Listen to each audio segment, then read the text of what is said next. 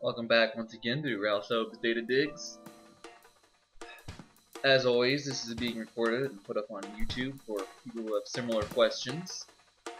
For those of you who are new to this live broadcast, I've muted my Skype volume, so texts I'll read because there's way too many of you in here to have proper crosstalk without us confusing the hell out of each other. So, looks like I already see we have a couple of the Astral people in here, so that will very probably dominate this, just so you guys know. Wow, we have at least half that group in here. But, start typing in your questions. I see some of you already have, and I'm just going to cycle through and answer. Alright, Robert Norman asks, during one of my astral projection sessions, I felt as if my entire body was being electrocuted. What was that? The astral plane basically is an energy existence. You got zapped by your astral body making contact as the charge is going through. Try to stay calm and observe what's happening. When this happens, you're actually really close to being able to astral project at that point. When you're at the vibrational state, that will happen.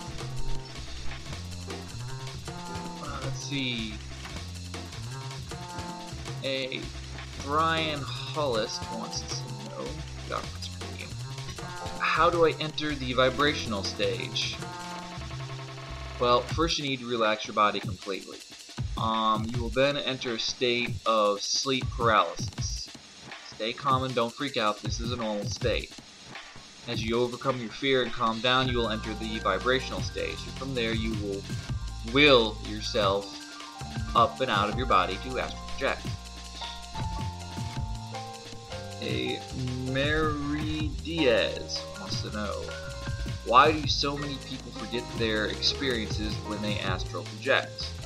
Oh, well, basically you're not experienced enough. With some practice, you'll remember it all freely. Brian Hollis asks, what can I do about my mental block that tells me I can only perceive with my physical senses? Okay, you've been experiencing things with your body your entire life.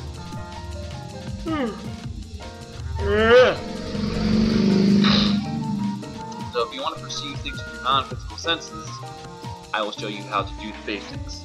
Now first, I'm going to teach you how to see your soul, or your aura. Touch your fingers together, like so. This is best if done against a perfectly uniform color backdrop. I have practice, so I can do it against a computer screen. Now, you're going to kind of relax your eyes and look at this central point right here. And then you're just going to pull your fingers apart.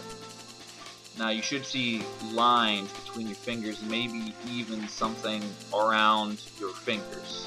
You can't see it, but you will see it. It's kind of weird.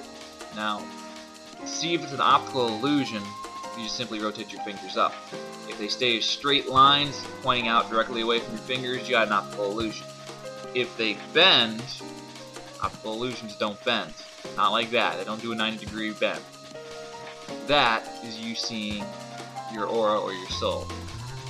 Once you've done this, now you know that you can perceive things without your normal senses. You're just using your eyes as something to overlay the image that your brain is creating. Your brain's a antenna. It's constantly sending out and receiving information. Just not what you're used to using with your eyes and your nose and your ears and so on. So, now you know. Now you have proof, hands-on, something that you did yourself that tells you you can perceive things with your other senses. Like the car in the background there. Can we see? Oh, sorry. Robert Norman? Did we already do one for me? Oh, whatever. Wants to know, can we see, smell, hear, and feel while astral projecting? Sorry. Long day. This goes back to dual consciousness. Your astral senses are much stronger and more effective than your physical ones. If you feel both, if you feel your normal senses while astral projecting, you're just feeling your body as you travel. And Karen Perez wants to know, can I astral travel at will? yes and no. Over time, as you overcome your fear of the unknown, and you do that by becoming familiar with, like, when you first leave your body, just hang out over your body. Get used to being out of your body. When you try and travel, you'll probably move, the first couple times you try and travel, you'll move too fast, or you'll go places where you did not intend to go. And even as you become more experienced, this will still happen every now and then. You know, you're going to be led to see things at times, and you'll be like, what the hell am I doing here? What's going on? Just look around. Okay, there's nothing here that either was an accident, or okay, I'm here for a reason. I could actually use this, or that's viable, or I might be able to use that in the future, in which case you probably will be using it in the immediate future, which is why you got brought to it. But as you get better, you'll be able to just go wherever you want, freely. Carl... Oh, Shrek again. Hey. Is there a war between religion and science, and what side do you want? Okay, the religious nuts and the scientific nuts are at war with each other. The truly religious have no problem with science, and the truly scientific have no problem with religion. Both of them are just two different means to an end of finding things. I lean more towards the science side myself. But I grew up in a household where my dad was strictly scientific and not very well, actually, he was an atheist. My mother was very, very religious. He was a Lutheran. So I've got the chance to grow up and say, that makes sense, and pull from both sides of the spectrum, which is why I can talk about scientific stuff freely while at the same time talking about this sort of stuff, which most of the scientific community and the general population seems to frown on because of what the CIA refers to as the giggle factor. That's basically things like dowsing rods. We know they work, we just don't know why they work.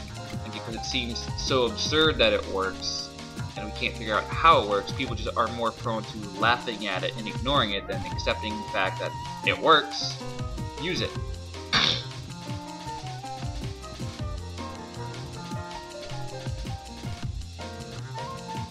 Okay, here's some interesting things.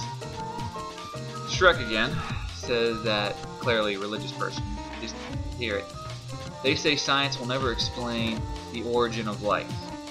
Well, actually, science has already explained the origin of life.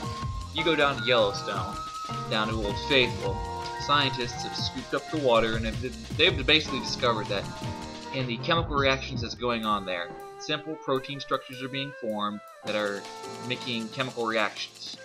Basic rudimentary life is being formed just like that. How it works, we don't really know. But you want an origin? There's an origin right there. You take a protein cell in a chemical reactive environment, and it makes a chemical reaction, you got a life form.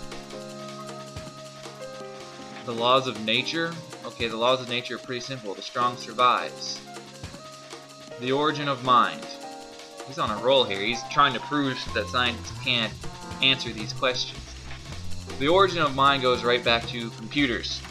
Ones and zeros. We're just a very, very complex logic gate.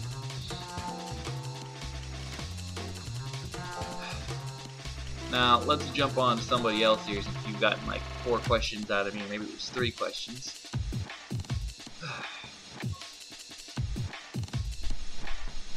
Donna boring again. Yes, she's boring. I'm sorry, I'm gonna stop you. But once I leave my body, how do I stay outside of it? When you astral project. Sorry, my bad. When you astral project, you're basically needing to will yourself to stay out of your body. If you think about being back in your body, you will be. This is why it's so hard the first few times you astral project. You are used to being in your body, and the unknown scares us. Your astral form will so focus on what you're trying to do and where you want to go that it will hop right back into your body until you get used to the idea of being out of it. So focus, will yourself up and out, and like I said before, just hang out. You know, my body's right next to me. I'm not going anywhere away from it. I'm staying right here next to my body. I'm just going to get used to this.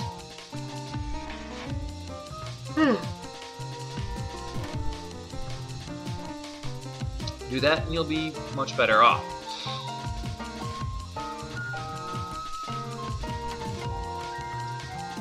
Rebecca Madison wants to know, are there any physical risks to astral projection?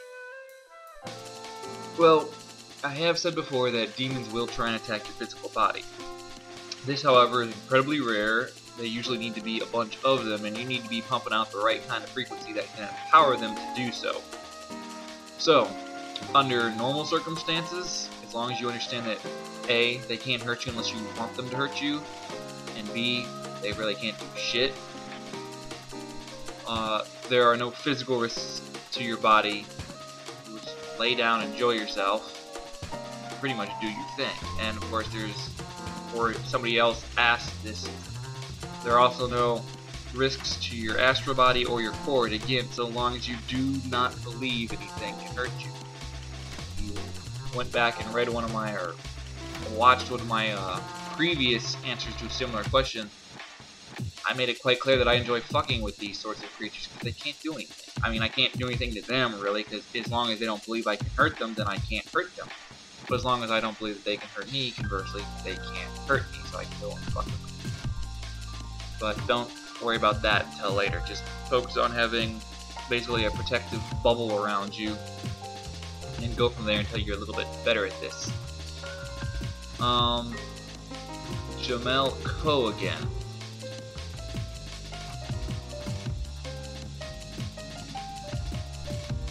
I need to talk less and breathe more. Do I need to meditate, and for how long to astral project?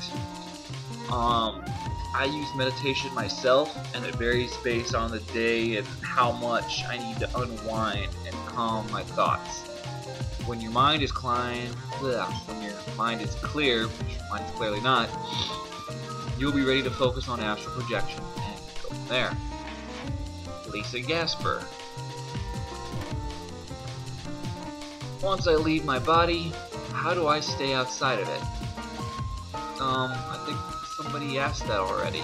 But basically willpower. Once you get out of your body, just don't think about being back in your body, and you'll stay outside of it. Really sure somebody asked that. Karen Gasper again. Is it possible to be out of my body and feel both my astral and physical body at the same time? Yes, we call this dual consciousness. Basically, if you're outside of your body and you feel hot or cold, that's your physical body saying, hey, I'm hot or I'm cold. It can be actually kind of strange, because you'll be up and moving around,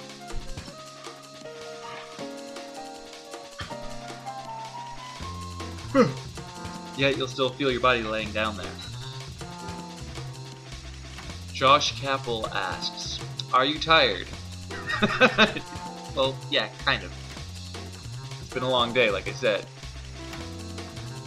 And actually, I think my 15 minutes are, if not up, they're about to be up. I've done at least 10.